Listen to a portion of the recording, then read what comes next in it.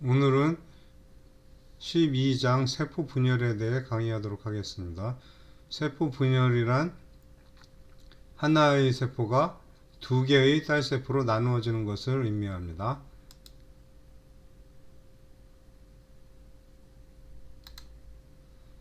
왼쪽에 있는 그림은 두 개의 배아세포가 각각 분열되어 네 개의 세포로 만들어지는 이러한 과정을 공초점 현미경으로 찍은 사진이 되겠습니다. 그리고 세포 주기라는 것은 모세포로부터 분열되어 세포가 형성된 순간부터 그 세포가 분열되어 다시 두 개의 딸 세포를 형성할 때까지의 세포의 일생을 의미하게 됩니다.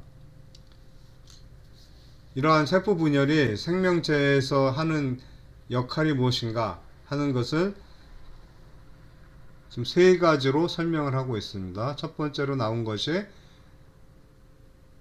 단세포 동물의 경우 분열되어 각각 독립된 개체를 만들어내기 때문에 무성생식의 기능을 한다고 생각할 수 있습니다. 두 번째는 배아 발생 과정이나 또는 우리가 성장을 할 때 많은 분열 과정을 거쳐야 합니다. 그렇기 때문에 이런 생장과 발생의 기능이 있고, 세 번째로는 우리가 어떤 조직 세포에 손상이 입었을 때 그와 같은 종류의 세포를 만들어내서 보충해주는 그런 역할을 하는 것을 생각할 수 있습니다. 그래서 이것은 조직의 재생의 기능이 있다, 이렇게 말을 할 수 있겠습니다. 이 단원에서는 세포 분열을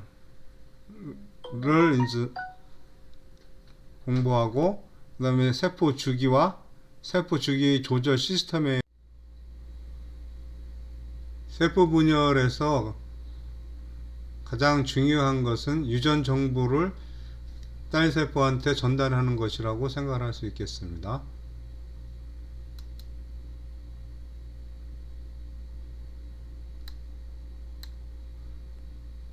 그런데 이러한 유전 정보는 대부분의 세포에서 DNA로 존재를 하게 됩니다.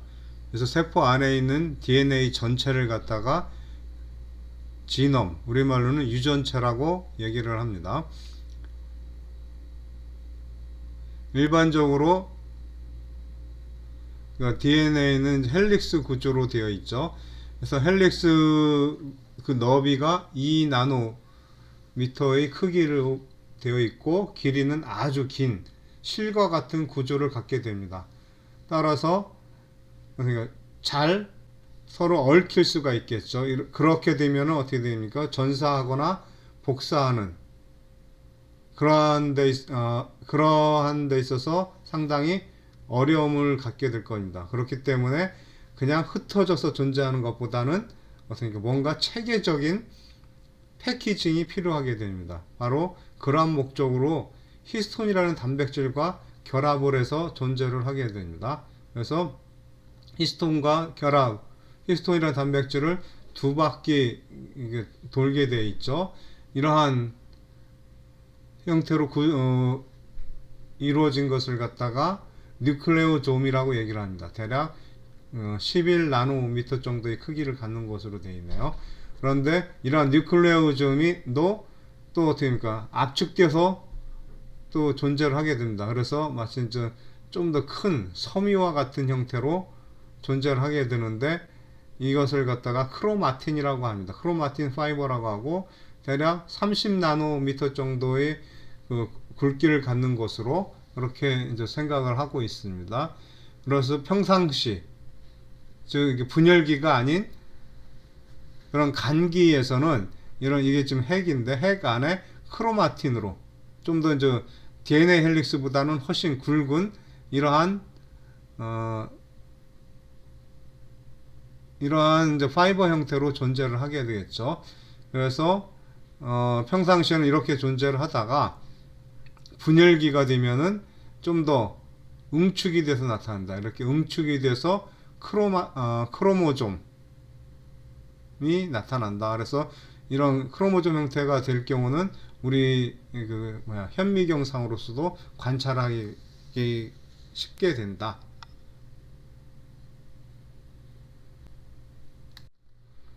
따라서 염색체와 염색질은 둘 다 DNA가 단백질과 결합되어 있는 이런 구조물인데,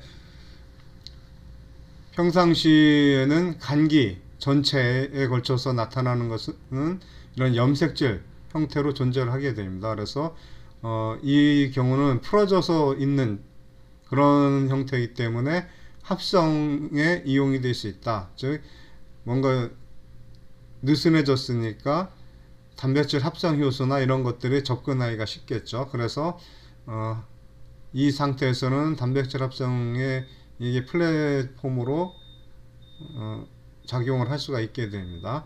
반면에 염색체의 경우는 염색질에 비해서 훨씬 더 응축된 그러한 구조이기 때문에 분열계만 나타나면서 또한 단백질 합성에는 이용될 수 없는 상태다.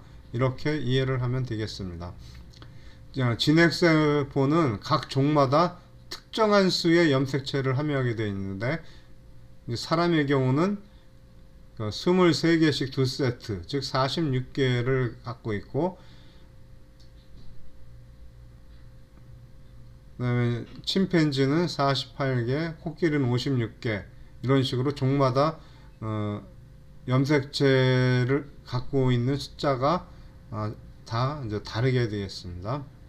한편 생식세포의 경우는 이런 체세포에 있는 그런 염색체 수의 반, 즉 한 세트 23개, 그러니까 사람의 경우 23개 한 세트만 갖고 있습니다. 그래서 이제 생식세포와 체세포는 이런 염색체의 수에 있어서 차이가 있다 하는 것은 여러분들 이제 이렇게 알고 있을 거라 생각이 됩니다.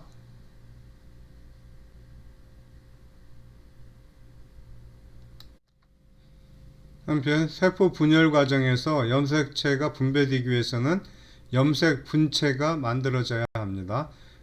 각각의 복제된 염색체는 두 개의 자매 염색 분체를 갖게 됩니다. 원래 염색체, 크로모좀이라고 하는 것은 부에서 온 것과 모에서 온 것이 짝을 이뤄서 한 쌍이 되는데, 근데 세포 분열 과정에서는 이 부 쪽에서 온 것과 모 쪽에서 온 것이 다시 분열이 일어나게 됩니다. 그래서 각각의 시스터 크로마티드가 만들어지게 됩니다. 즉 부 쪽에서 온 것이 이렇게 두 개로 나눠지고, 나눠지는 게 두 개로 이제 복제가 된 거죠.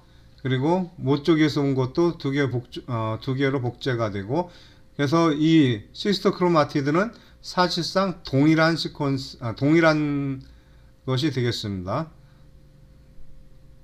그리고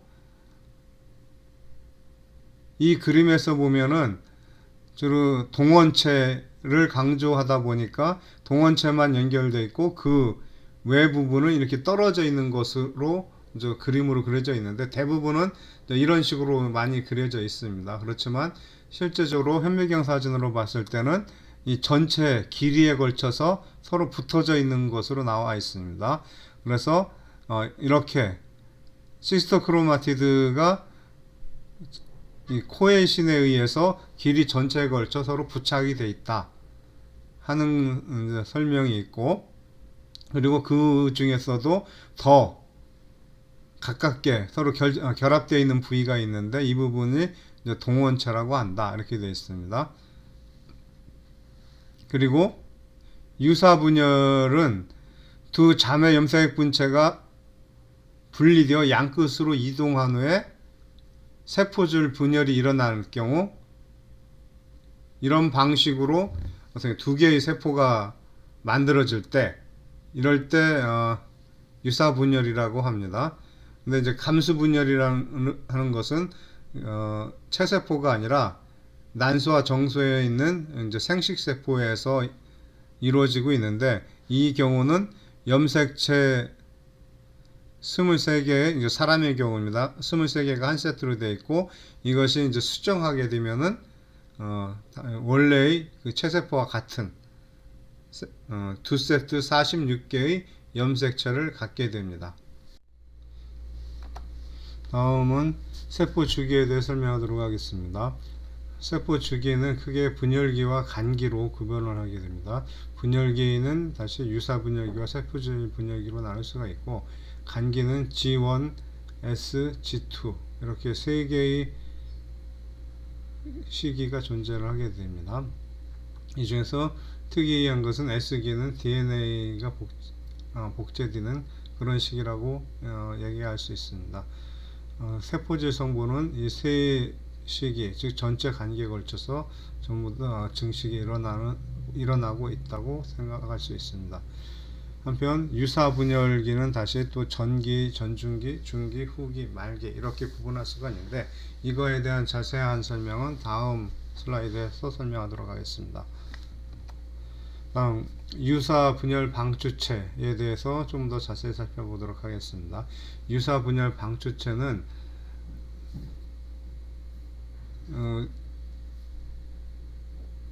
염색체들이 전부 다 세포 중앙에 나란히 줄을 서 있을 때, 이때 각 염색체를 잡아당기는 한쪽, 그러니까 각각의 딸세포 쪽으로 잡아당기는 그런 역할을 하는 것이 유사 분열 방추체가 되겠습니다. 여기에는 중심체와 방추체 미세소관, 성상체 이러한 것들이 존재를 하게 됩니다. 미세소관은 기본적으로 중심체에서 염색체가 있는 쪽으로 내려간 그런 마이크로 튜블이 되겠습니다. 여기는 단위체인 튜뷸린이 중합되면 길어지고, 또 분리되어서 떨어져 나가면 길이가 짧아지는 그런 특성이 있다고 설명했었습니다. 그럼 중심체는 비막성 소기관으로서 세포 주기 내내 미세소관을 조직적으로 구성하는 기능을 하기 때문에 미세소관 형성 중심이라고도 얘기할 수 있습니다. 또한 중심체 가운데에 중심림이라는 것이 한 쌍 존재하는데, 이것은 없어도 유사분열은 가능한 것으로 알려지고 있습니다. 그리고 이제 성상체는 중심체에서 짧은 미세소관이 방사형으로 뻗어 있는 것을 갖다가 성상체라고 얘기를 합니다. 그리고 방추사 부착점이라는 것이 자매 염색 분체의 동원체 부위에 존재를 하게 됩니다. 이 부위에 단백질 복합체로서 결합되어 있는데, 이 방추사 부착점에는 전중기, 지금 메타페이즈 시기에서 미세소관이 이쪽으로 뻗어 나와서 방추사 부착점에 연결되게 됩니다. 모든 미세소관이 다 연결되는 건 아니고, 일부의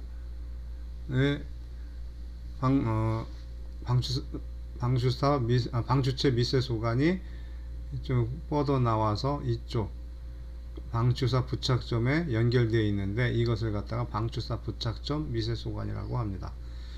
이때 연결되는 미세소관의 수는 종에 따라 다르다 하는 것이 알려져 있습니다. 그 다음에 중기판이라고 하는 것은 유사분열 시기 중기에 염색체가 방추체 사이 중앙에 배열되는 그러한 가상의 판을 얘기합니다. 그러니까 실제로 어떤 구조물을 갖고 있는 건 아니고, 다만 어떤 중앙에 일정한 면에 존재를 하기 때문에 가상적으로 중기판이라고 얘기를 합니다. 중기에는 양극에서 나온 비방추사 부착점 미세소관, 즉 방추사 부착점에 연결되어 있지 않은 미세소관들이 쭉 자라나와서 상대편에서 나온 역시 비방추사 부착점 미세소관과 결합을 하게 됩니다. 그래서 이제 중기엔 성상체의 미세소관도 길어져서 원형질막과 접촉을 하게 되는데, 이렇게 되면은 유사분열 방추체가 완성되었다고 얘기할 수 있습니다. 다음 후기, 얘는 세퍼레이즈가 분비되어서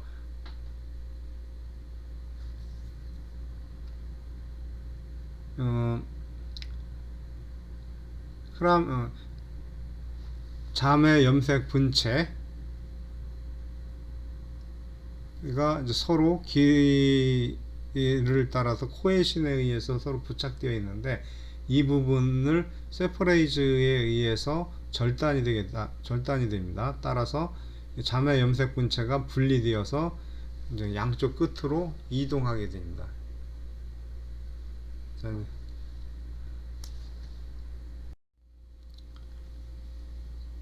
자매 염색 분체가 양쪽 끝으로 이제 이동을 하게 되면 이어서 세포질 분열이 일어나게 됩니다. 이때 동물세포와 식물세포에서는 약간 다른 그런 형태로 세포질 분열이 일어나게 되는데, 먼저 동물세포에서의 세포질 분열을 보면은 분할에 의해서 일어난다라고 봅니다. 그래서 중기판 가까운 세포 표면에 얕은 홈이 파이게 됩니다. 이것을 갖다 분할구라고 얘기를 하게 되는데, 이런 홈의 세포질 안쪽을 보면은 액틴과 마이오신에 의한 컨트랙트 링이 존재합니다. 그러니까 이 고리 모양으로서 액틴과 마이오신이 서로 이제 결합된다는 얘기인데, 이 두 단백질은 근육 수축에 관여하는 단백질이 되겠습니다. 따라서 액틴과 마이오신의 결합이 활성화되면은 이 고리가 점점 작아지는, 즉 수축관이 수축되어서 분할구는 점점 안으로 깊어지게 되고 결국 세포가 둘로 나누어지게 됩니다.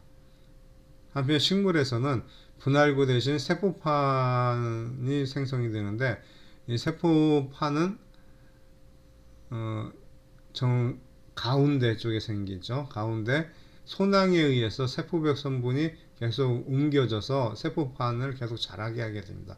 그러면 세포판이 점점 커져서 결국 원형질에 결합을 하게 되고, 이렇게 됨으로 인해서 두 개의 딸 세포가 생기게 됩니다. 이 슬라이드는 동물세포의 유사분열 과정을 그림으로 잘 표시하고 있습니다.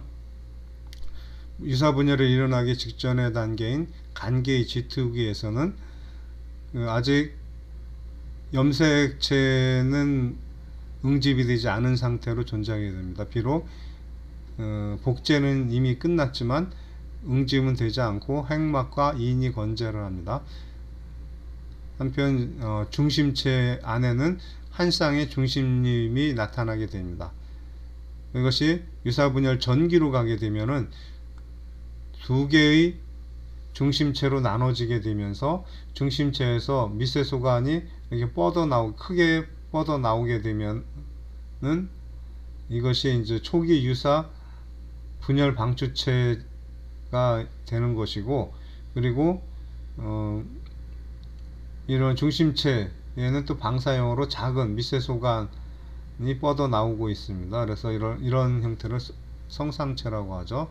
그래서 성상체도 만들어지고, 또 이러한 중심체들은 핵 주변에 놓이게 됩니다. 일단 전기에서는.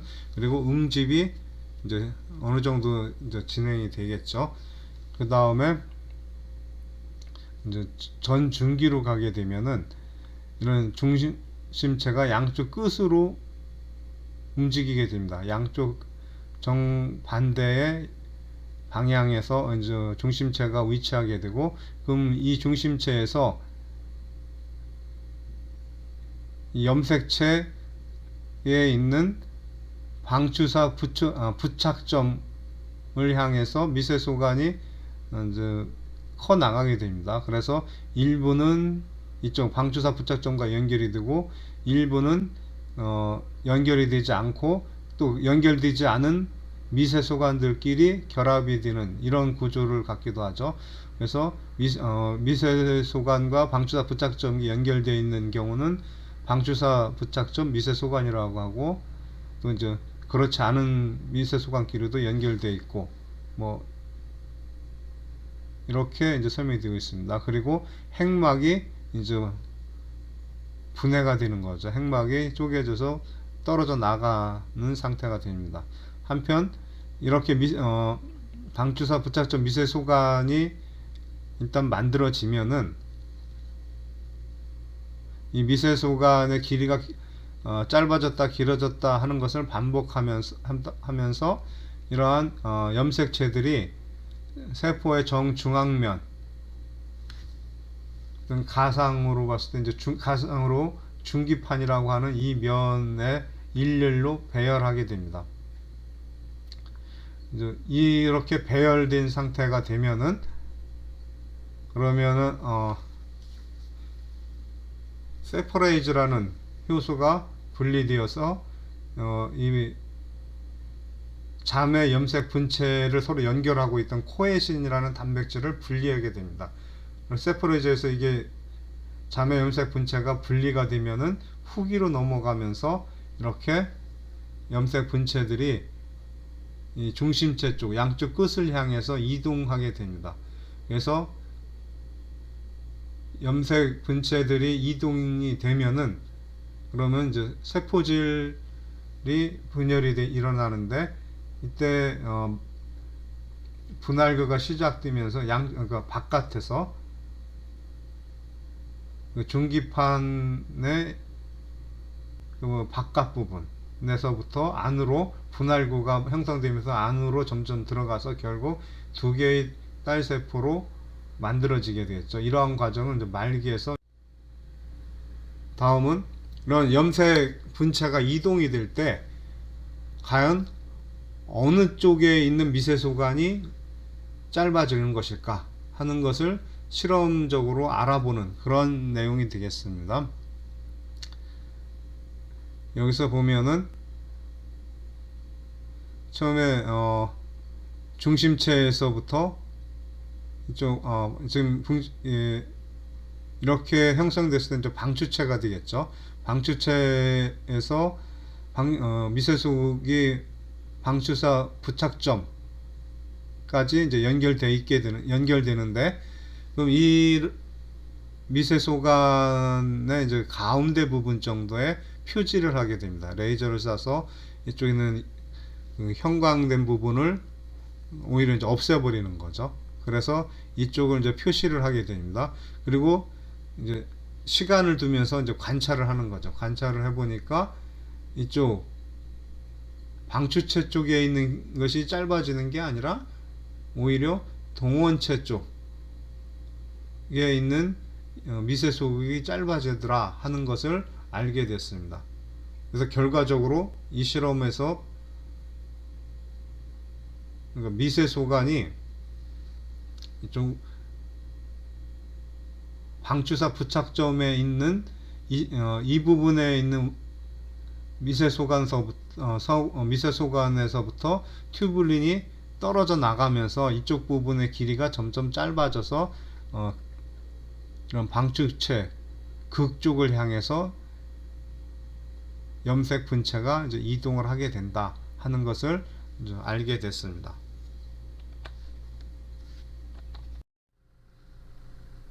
세균에서의 이분법에 대해서 설명하도록 하겠습니다.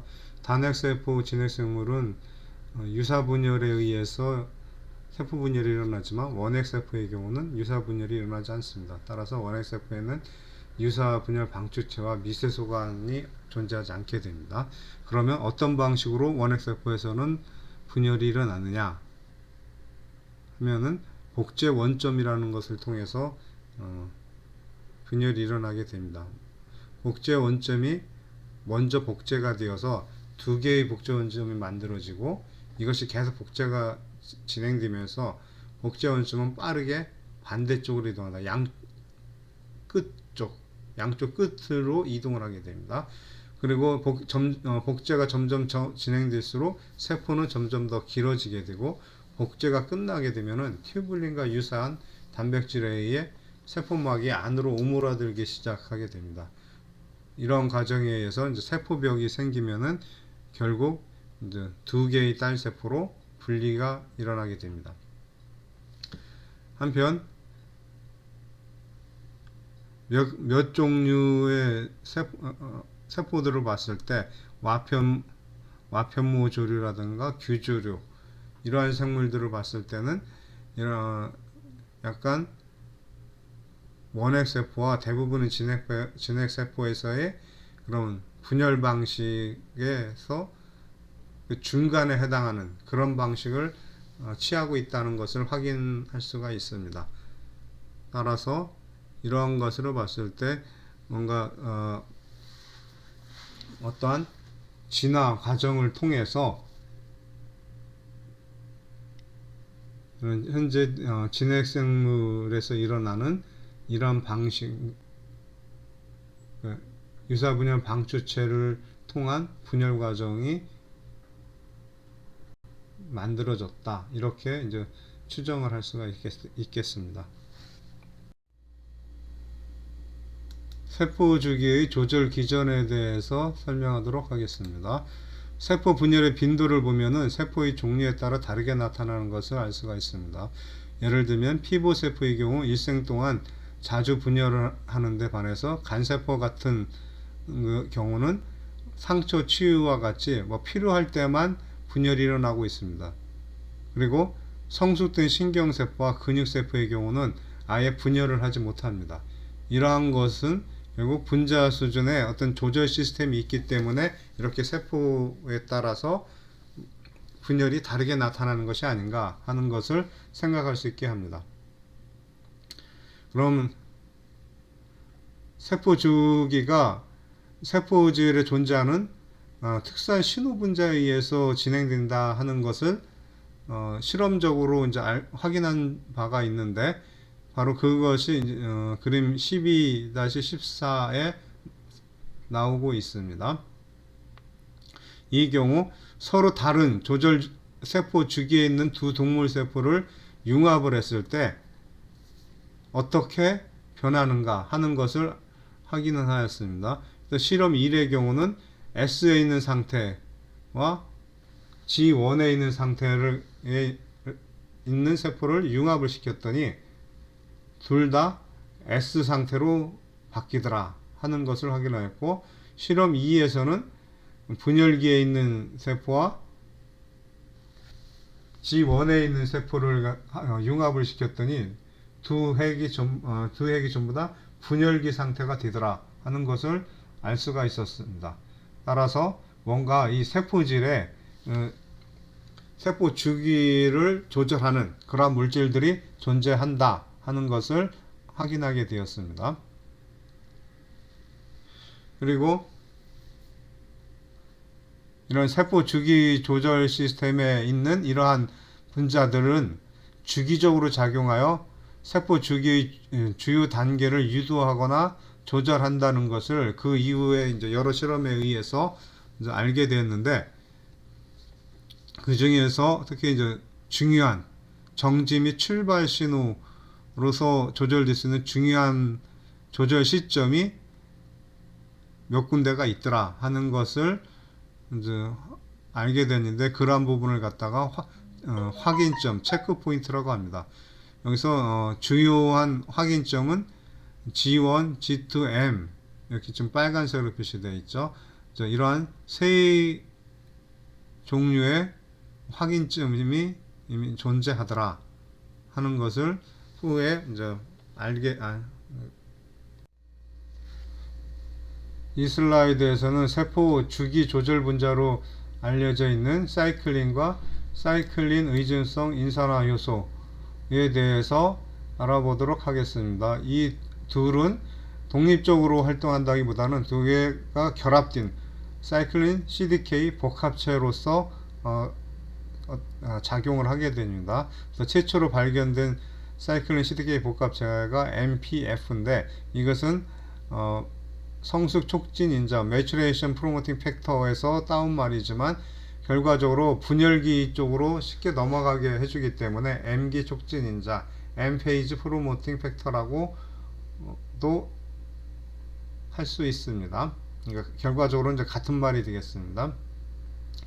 이 두 개 사이클린과 MPF의 농도 변화를 각 주기별로 측정을 해보니까 이런 식으로 반복적으로 증가됐다 감소됐다 하는 패턴을 보이고 있습니다. 그런데 보면은 M기에서 농도가 급격히 증가되어 있는 상태인 것을 알 수가 있었습니다.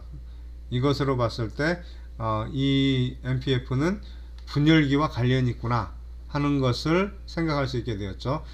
그 이후에 여러 가지 이제 실험이 진행되면서 이 MPF가 어떤 과정으로 이 세포 주기와 연결되어 있는가 하는 것을 알게 되었습니다.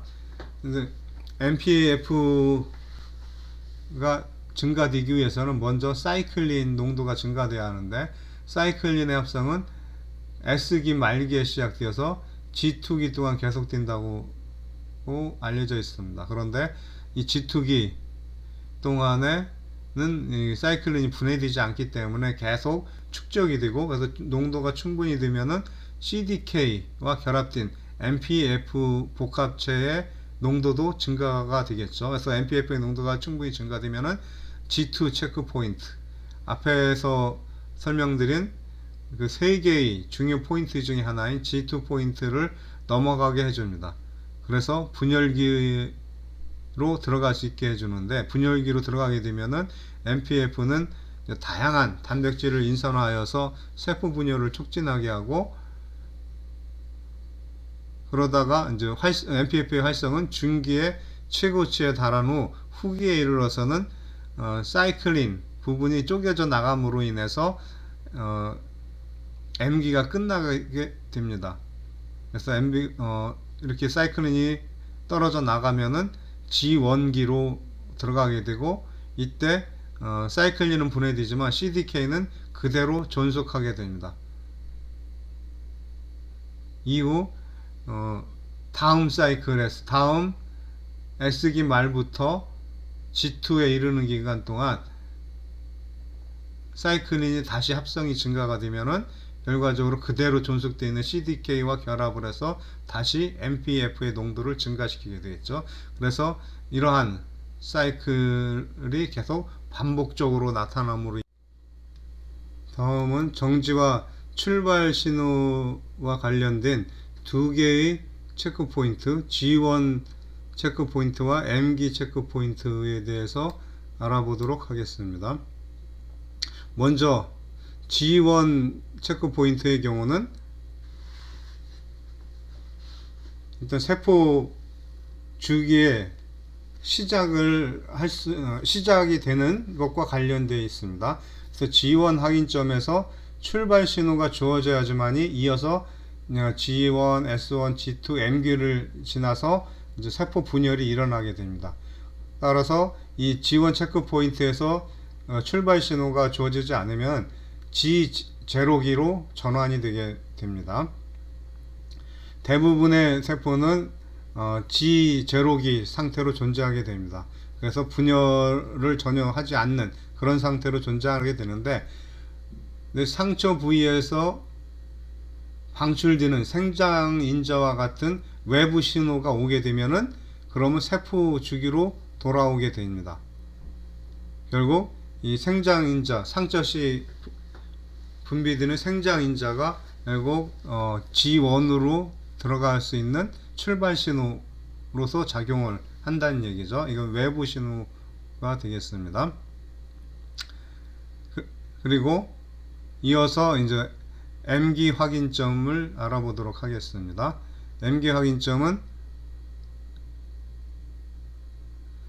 전중기 상태와 관련이 있는데, 전중기에는 모든 염색체의 방추사 부착점이 미세소관에 의해서 방추체에 연결이 되어야 해야 이제 조절 단백질이 활성화가 됩니다. 그래서 이런 식으로 중기판이 중기판에 염색체가 배열이 됐을 때 이때 모든 그 방추사 부착점에 미세소관이 다 연결이 돼 있어야지만이 그 이후 단계로 진행할 수 있게 됩니다. 이것이 결국 이제 내부 신호 역할을 한다고 볼 수 있습니다. 이렇게 해서 다 연결이 되면 이어서 여러 일련의 과정을 거쳐서 세프레이즈가 활성화됩니다. 세프레이즈가 활성화되면은 결국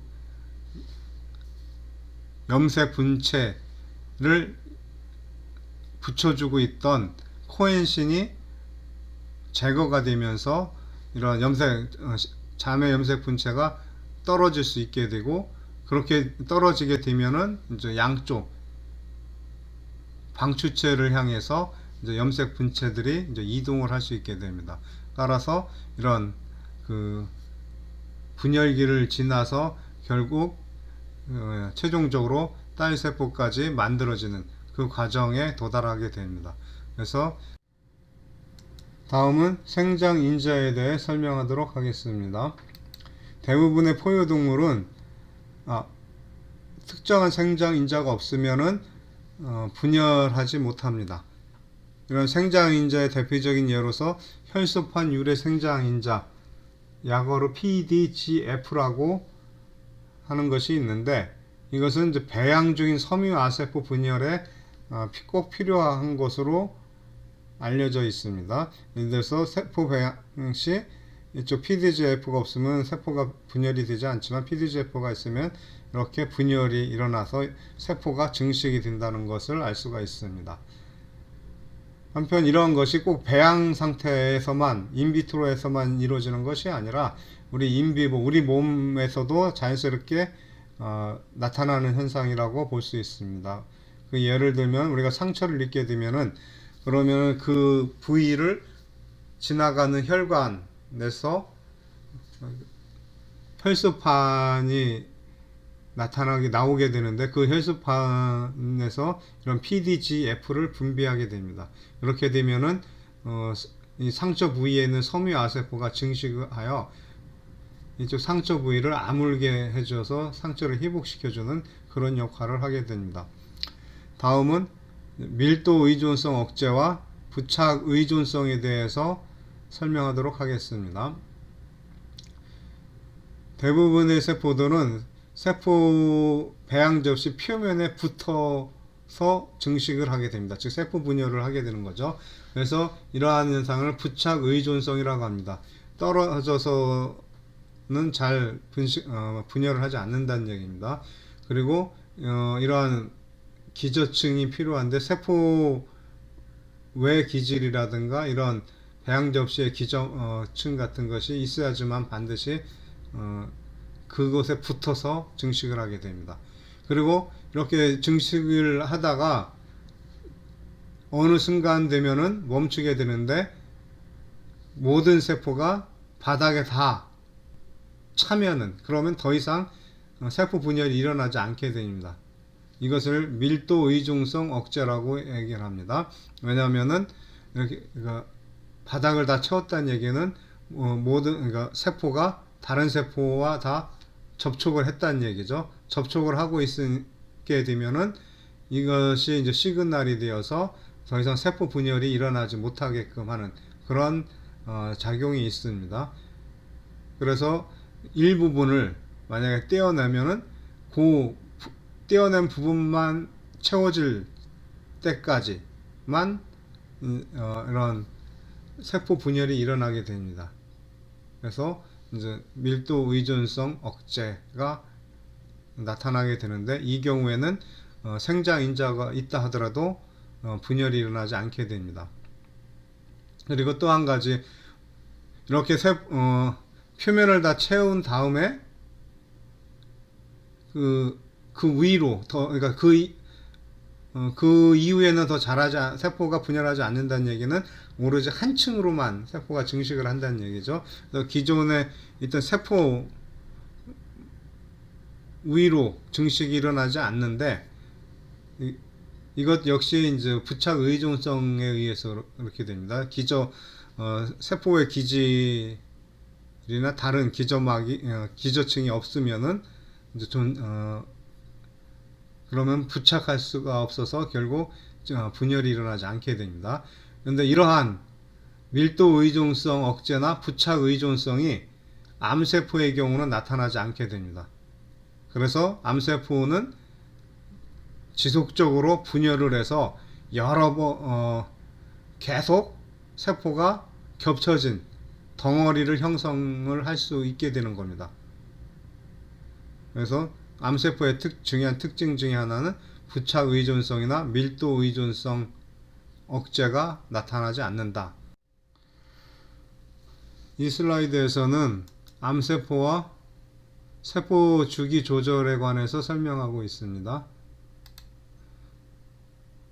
암세포는 세포 주기를 조절하는 신호에 대해 정상적으로 반응하지 않게 되는데, 예를 들면 정상적인 확인점이 아니라 아무 데서나 분열 주기를 멈출 수도 있고, 배양 상태에서는 영양을 계속 공급해 주면은 분열을 계속적으로 할 수 있게 됩니다.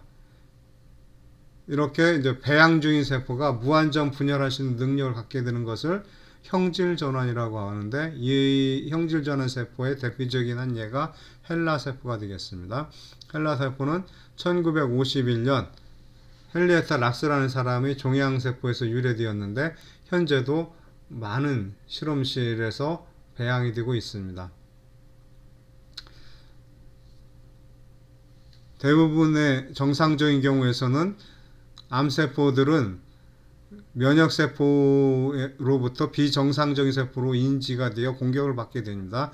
그런데 이러한 면역세포의 공격을 피할 경우 증식을 계속해서 정상 조직 안에 이러한 비정상적인 암세포 덩어리를 만드는 경우가 있습니다. 이런 경우를 종양이라고 하고, 또 이렇게 만들어진 종양에 있는 암세포가 원래 위치에서 멀리 떨어진 다른 곳으로 퍼져나가는 것을 전이라고 합니다. 이렇게 전이가 되는 종양을 악성 종양이라고 하고, 전이가 되지 않는 종양을 양성 종양이라고 합니다. 이 그림은 악성 종양이 한 예로 나오고 있는데, 종양이 그러니까 점차적으로 주변 조직을 다 장악을 하고 있죠. 그러다가 마침내 혈관과 림프관을 통해서 다른 곳으로까지 이동을 할 수 있게 됩니다. 이렇게 이동되는 과정에서 면역세포들에 의해서 이제 제거되기도 하지만, 일부 소수의 암세포가 어떤 특정 다른 조직에 정착을 하게 되면은 그곳에서 다시 증식을 해서 새로운 종양을 만들게 됩니다. 이러한 과정을 이제 전이라고 얘기를 합니다. 그 다음에 이러한 종양을 그러면 어떻게 치료를 할 것이냐 하는 것은 크게 이제 방사선 조사 방법과 화학 치료 방법을 사용하게 되는데, 방사선 조사는 종양이 이제 한 곳에 모여 있을 경우 방사선을 쏘아주는 겁니다. 그럴 경우는 암세포는 DNA를 손상 입었을 때 그 DNA를 회복시키는 능력이 작기 때문에 아무래도 방사선 조사를 많이 받게 되면 더 쉽게 죽게 됩니다. 바로 이런 것을 이용해서 방사선 조사를 이제 치료 목적으로 사용하게 되고, 또 다른 이제 치료 방법인 화학 치료는 전이가 되었거나 의심되는 전이가 의심되는 종양을 치료하는 데 사용하고 있습니다. 이러한 약물들은 세포 주기의 특정 단계를 저해시키는 약물을 사용하고 있습니다. 그 예로 이제 텍솔을 들고 있는데, 텍솔은 미세 소관의 분해를 저해하여 방추체를 고정시키는 역할을 하게 됩니다. 즉, 방추체가 미세 소관으로 연결이 돼서 그 염색 분체를 방추체 쪽으로 이제 갖고 와야 되는데, 그러기 위해서는 미세소관의 길이가 점점 짧아져야 되겠죠. 그런데 이러한 미세소관의 길이가 짧아지는 그 과정을 저해시켜서 결국 그 상태를 그대로 유지하게 만드는 겁니다. 그렇게 되면은 분열이 더 이상 진행되지 않고 중기에 머무르겠죠. 따라서 더 이상의 세포 분열은 일어나지 않게 되는 것입니다. 이제 이러한 치료 방법은 불행히도